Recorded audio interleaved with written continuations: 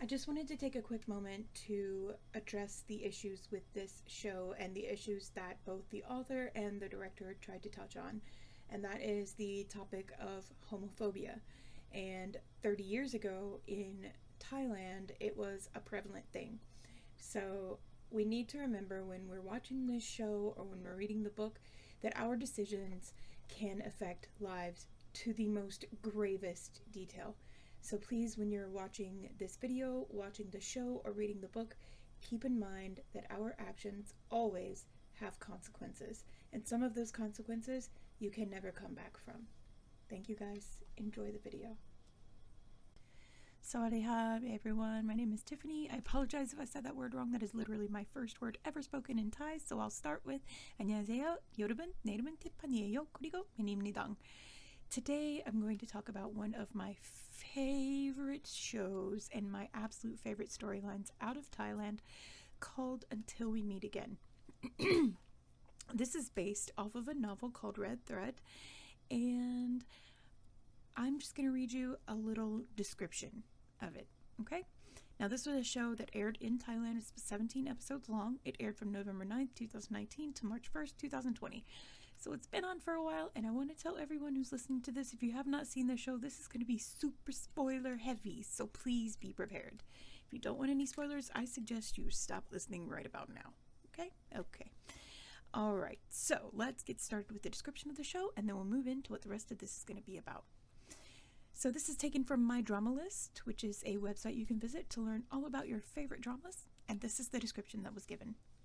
30 years ago, Korn and Intat were university students in Bangkok. Intat entered Korn's life despite knowing that he was the son of the most influential people in the Bangkok mafia. At first, Korn kept pushing In away, but in the end he couldn't resist the boy who was so full of life, where he was the exact opposite and decided to let him into his heart. However, in a time where homosexuality was unacceptable and having parents that were against their relationship and each other, Korn and In's love was bound to be doomed. Amidst the chaos, while In was kept on fighting for their future, Korn could not deal with all the suffering his lover was facing and decided to give up. That day, two sounds of a gunshot rang through the air. Their story ended with tragedy, but something had already tied itself between them, bounding them together even after they were dead. And years later, a freshly returned to Thailand Parm, who's 19, is a freshman in T University, has grown up always feeling like he is waiting for someone, being riddled with sad dreams that always left him waking up crying with a fear of loud noises and a birthmark on his temple. The boy has always felt like there is something missing or someone missing. Dean, 21, the third-year swimming club's president at the same university, has also spent his life searching for someone whose face he cannot remember. The red thread of fate that had tied them together in their past life once again pulls the two boys back to each other, tying them to each other and a past that might not be worth remembering, but a love that is unforgettable. Because the red thread that binds the two hearts together will always lead one back to the other, even though it might tangle or stretch, it will never break. So, as we all know, when a book is put to screen, no matter how much effort is gone into it, it's never going to be exactly how the book was. And though there was an extreme amount of effort put into this series, more than I've seen of many other books that have been made onto the big screen, there were a lot of things that they couldn't express because it was a thought process or because it was an emotion, and there were also a lot of things they couldn't show on TV because a lot of it, well, not a lot of it, but some of it was sexual and they couldn't show it. So what I'm going to do is I'm going to do a breakdown and the differences between the book and the show for those of you that have seen it.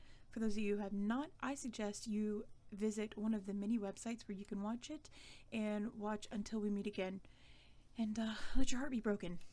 So there you go. But as I said in the beginning, disclaimer, there will be a lot of spoilers in this, so please do not scream at me that there are spoilers, because I am warning you, this is very extremely spoiler heavy. So let's get started with chapter 1 of the book. Now, if we remember in the first episode of the show, it actually starts with Korn and ends suicides. We see them in their condo and we see them hugging and crying, and then we see the fathers come in, and then Korn kills himself, and because Korn kills himself, In kills himself. It's kind of like a Romeo and Juliet thing, except there was no like, oops, I was only pretending to be dead. He was actually dead. So Korn and In kill themselves. That's the very first scene of the entire series, so it's really heavy from the very beginning. However, in the book, it does not start with Korn and In's suicides. It actually starts with Parm in his condo, which is like his room that he uses for university, and we learn a little bit about him. We learn that he's 18, and while in the series we don't really learn about the loud noises until later on, we learn in the book that he is afraid of loud noises on the first page. Basically the second paragraph, I think, might be the third. We learn this because his neighbor slams a door while Parm is asleep, and it scares him so bad that he falls out of bed. He has a little panic attack on the floor, kind of lays there for a minute, and he gets up and he carries on. So that's our first experience in the book. On the first 2 pages, that Parm cannot handle loud noises, that they literally sent him into a panic attack. So then we learn a little bit more about Parm in this part of the book. We learn that he's never lived alone. This is the first time he's ever lived alone, which is kind of miraculous because in the show he's like super good at living alone. We learn that he's only allowed to stay in Thailand even though his mother and his brother moved to the United States because he was actually super fussy about it and pretty much pitched a fit until his mom allowed him to return to Thailand from the United States and attend a Thai university. So we did not learn that in the show. We did not learn that he was super fussy, only that his mother and brother lived in the United States and that Parm wanted to attend university in Thailand. That's all we learned in the show. In the book we learned he kind of whined his way, but that's okay. It's amazingly cute. So the next scene that we see is that Parm gets ready for school in the show, and he runs off and he's standing in line to join whatever club he wants to join, which we learn in the show is the cooking club, which is a little bit different in the book, but we'll get there. And he meets Team and Manao, which are his best friends. So Manao is a girl and Team is a boy. And so Parm meets Manao and Team, and they discuss in line while they're waiting to sign up what they want to do extracurricular wise. What clubs do they want to join? We learn in the show that Team wants to join the swimming club and that Manao wants to join the acting club, and we learn that Parm wants to join the cooking club. That's what we learn in the show. But let's take another look at the scene and how it happened in the book. And I actually love the way that it happened in the book because we get more of that inner turmoil and more of the reincarnated soul kind of like popping up in this scene. So in the book, it's actually a full-fledged orientation. They have speeches, they have like the club's presidents come out and speak to the crowd, and they're like, oh, join our club, let's come over here. So we see the first thing we get when we enter orientation is that we get a description of Team. That Team is described as tall, not fat, and tanned, which is attributed to his swimming. And then we get a description of Manao, who is described as small, shoulder-length hair, and she looks like a doll. I think choosing Sammy was perfect for that role, by the way. Sammy is the actress that plays Manao. And then the author describes Parm looking around the entire orientation as if he's looking for someone or something. And there is a reference to him not having found this someone for 18 years. So we get kind of an indication that Parm has been looking for this someone, quote unquote someone, for a very long time. And then in the book, this is when they all sit down and they get ready for orientation. This is when Team in the book announces that he's going to join the swimming club. And Manao asks Parm what he wants to join, but at this part of the book, Parm is too embarrassed to say that he actually wants to join the cooking club. So he doesn't say anything at that moment. Not right then. And Manao does not say what she's going to join because at that moment, the swimming club is invited on the stage. This is where it all happens. So in the show, once they say, I'm joining this, I'm joining that, I'm joining this, they all go their different ways to sign up for their clubs, and we get different scenes of first Manao going to sign up for the acting club where we meet Alex, who we'll talk about him later. And then we see Team going to the cooking club, and they're like, oh my god, a boy joined, and they're all like, yay. Anyway, it's super cute. But in the book, what we see is we see a speech from the swimming club, who is very popular. super popular. So, Wynn, which is one of the swimming club's elder members, is described as having hair dyed in a gold tone. And he enters the stage, followed by others who are in robes, and once they hit the middle of the stage, they drop their robes, and they're just wearing, like, their Speedos, so, like, the girls go crazy. They're, like, catering to all these thirsty girls, and man, are they thirsty. Super thirsty. So Wynn makes a speech, right? He's like, come on, you want to see all these hot guys, right? Whatever, Wynn. Hi, this is Editor Tiffany breaking in to say that there is no force on this planet which should have allowed Bond to look that freaking beautiful. I don't know who gave him the right. I don't know who gave him the permission to dye his hair blonde. I don't know who gave him the permission for all the fake tattoos, so I don't know. But the piercings and the body, and then he swims, and he's beautiful, and it's just incredibly unfair. It's incredibly unfair. That's all. That's all I wanted to say. Okay, back to your regularly scheduled program. Bye-bye. But he feels like he's not quite convincing the crowd to join or to even support the swimming club. So then he asks for the swimming club president to come and speak to the crowd. This is the first time we meet Dean. Now, Dean is a third year. He's the swimming club president, and he joins Wynn, who happens to be his best friend, on stage, and the crowd loses it. Like, absolutely loses it. So Dean is very clearly super popular. We kind of get an idea about that in the show by the way Manal reacts. Like, she's like, oh, she tries to explain who he is and how popular he is and all this, but we get a better idea of it in the book by describing just how wild the crowd went. So at that moment, we get an onomatopoeia of Parm's heartbeat. So we see that his heart is beating just seeing this man, right?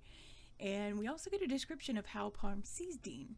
Parm sees him as a tall body with a bright eyes, sharp face, thick eyebrows, and a pointy nose. And also, he looks like he's mixed. Now, Parm does find him attractive, but it's his eyes that he's focused on, and he starts to cry.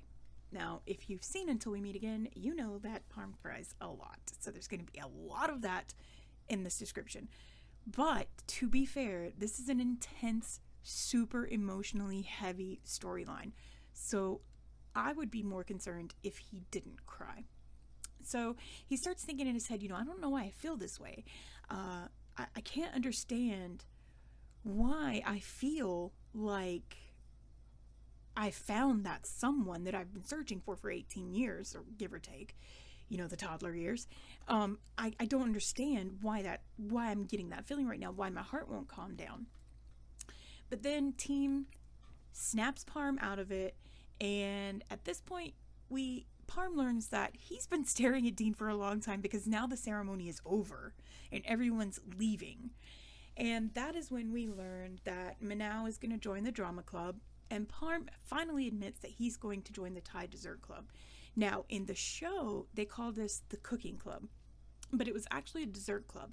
And in the book, Parm explains he was going to join the cooking club until he learned that they had a dessert club. So he chose to join the dessert club over the cooking club. In the show, they just called it a cooking club. But if you noticed, all they made was desserts. So, that was clear. So we go through the dessert club introduction scene, which is the same in the show, almost exactly the same. Then we move on to the original plan of Parm, Manal, and team meeting after they join up with their clubs. They're going to meet in the cafeteria for new BFF introductions, I guess. I don't know. We learn just little things. We learned that the cafeteria and the shops for the school are open 24 hours during exam times. And then team mentions when Manal claims that there are only girls in the drama club apart from Alex, that if she wants to see men, she should come to the swimming club because now he's part of the swimming club and now he's got to advertise. And then team mentions that he's jealous of Dean. Remember, he's the one that everybody's going crazy over because all the girls come to see him. And at this moment, Parm drops his fork and his heart just starts going crazy, super crazy. And then there's this little interlude, right? So Manal notices that Parm didn't eat much, and she questions it. And he answers her, I can't eat too late because I have gastritis. Okay, that's just weird. But this prompts Manal to go into like this medical history questionnaire. She's like, oh, really? Is there any other thing that you have that we need to know about? And so he speaks to Manal and team about his aversion to loud noises. Now, we have to remember that when Parm was in high school, in the book he mentions that he was made fun of a lot for this issue. And that really became a problem for him. However, when he's talking to his friends, his new friends, Team and Manal, they have a very different reaction. They're actually attentive and almost panicked, like, how are we going to prevent this from happening? Because now we're worried about our new friend. And, Parm tells him, calm down, it just has to be super loud for me to get a reaction. But then we have a little weird thing in the book, right? We have a weird thing because we learn that Parm is small because he can't work out, I guess.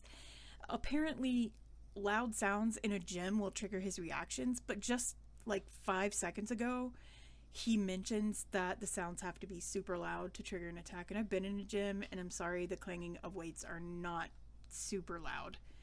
It doesn't matter. Okay, so then we move on to our sweet cinnamon roll team over here asking the important questions like, hey, you gay? But Parm answers that he doesn't know if he just likes girls or he just likes guys or both. But then he comes around and answers, you know what? The gender doesn't really matter as long as it's the right person. This is a scene that we definitely did not get in the show. Not that they're against it in the show, but I really wish that this would have been in the show because this would have been cute. Then Team jokingly says that they should hook him up with Dean, and that causes Parm to blush like super bad and also causes him to tremble. And finally he kind of cusses at them and tells them, look, you guys need to stop this nonsense. This is ridiculous. And they do. And that's the end of chapter 1. There are many differences just in the first chapter. A lot of it has to do with timeline, when things are revealed, and maybe just a little change here or there. But I think in the show that they did a very good job of conveying as best as they could without having to do a voiceover that when he saw Dean, he was like, dear God, that's my reincarnated boyfriend. Okay, well, In's reincarnated boyfriend.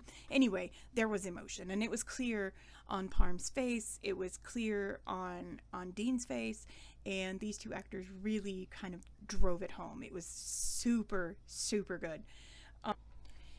Hey guys, Editing Tiffany here. I did also review chapter 2, but I didn't realize how much work had to go into chapter 1 to make the video. So I'm going to split them up and do chapter 2, 3, and 4 in the next video, since chapter 3 is really almost exactly like the show. So there's not really a lot to go over. So we'll do chapters 2, 3, and 4 in the next video.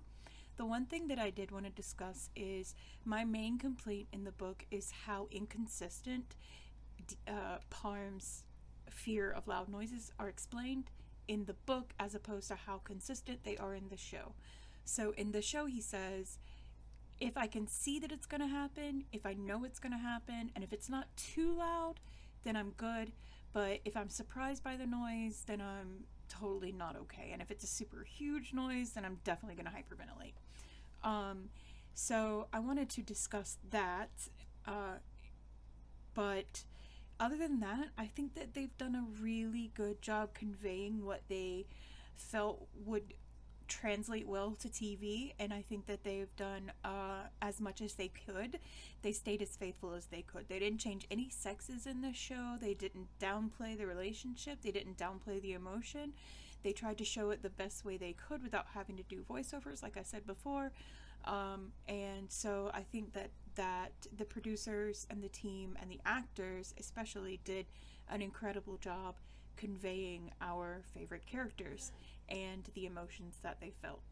So I will see you guys in the next video. I hope that you enjoyed this one, and if you have any questions, please leave them down below, and I hope you all have a wonderful day, evening, morning, night, whatever it is for you, and I will see you in the next video. 여러분, 감사합니다. 안녕.